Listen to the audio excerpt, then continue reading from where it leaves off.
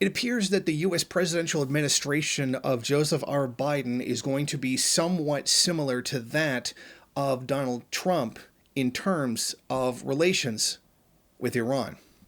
There's been very little talk of returning to the JCPOA, or the Iran nuclear agreement, but there is talk about the U.S. sending troops to Saudi Arabia for the specific purpose of aiming weapons at Iran.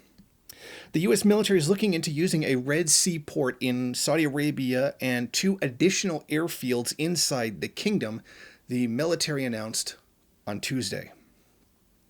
Now, they called it a contingency plan, and the U.S. military says it has tested unloading shipping cargo over from Saudi Arabia's port in Yanbu, a crucial terminal for oil pipelines in the kingdom.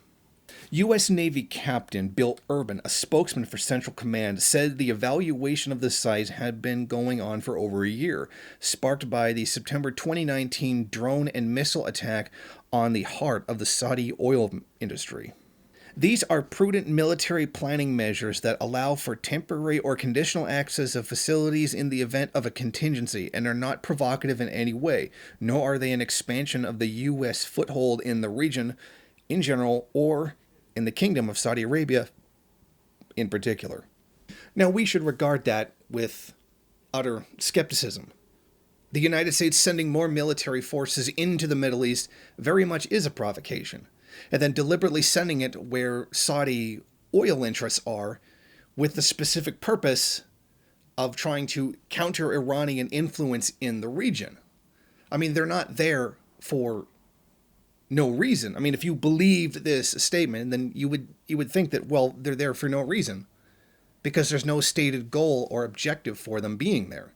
Well, that is to counter Iran. That's why it's there. And that in itself is a provocation, despite what they may try to claim otherwise. Now, this happens as British troops were announced to be sent to Saudi oil refineries.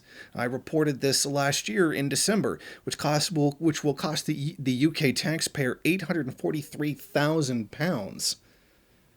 These British troops will be sent to Saudi Arabia to protect Saudi oil infrastructure.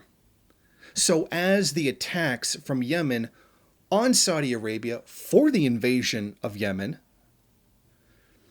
continue, and they have been targeting the Saudi oil company, particularly Aramco, now if it gets hit, then the British government turns around and says, oh, we got attacked by the Yemenis, now we have to go to war and help the Saudis win this war that they're losing all of a sudden. Well, not all of a sudden losing, but all of a sudden they have to go in and help them. Because now they were attacked by the Yemenis. When you deliberately placed your troops in a place where you know they would get hit in order to justify military intervention. And that's what it is. And now the U.S. is going to send more troops to Saudi Arabia for the specific purpose of trying to intimidate Iran.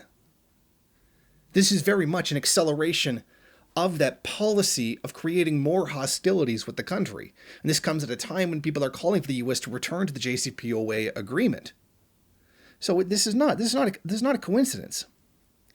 And not to mention, on top of this, deploying U.S. troops even temporarily to Saudi Arabia, which is, home to the most holy Muslim city, Mecca, would anger a lot of Muslims. Now, the U.S. media is saying this would anger extremists.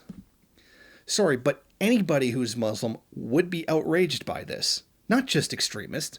So therefore, by the mainstream media, we can then say that any Muslim that is offended by the U.S. Army occupying their holy land is an extremist. And therefore, what they say should not be taken into consideration and should be just treated as a terrorist. Essentially, that's what it is. So when you criticize the U.S. for militarily occupying holy land, you're a terrorist now. I mean, let's be honest. That's really what this is about. So what we have is a U.S. plan not only to further tensions with Iran, but essentially potentially cause an outrage in the Muslim world by militarily occupying one of their holy sites. Thank you for watching. If you like this program, then please head over to my Patreon page and set up a monthly donation. It's your donations that keep this program running. Also, if you would like, please rate, comment, subscribe, and share in various social media.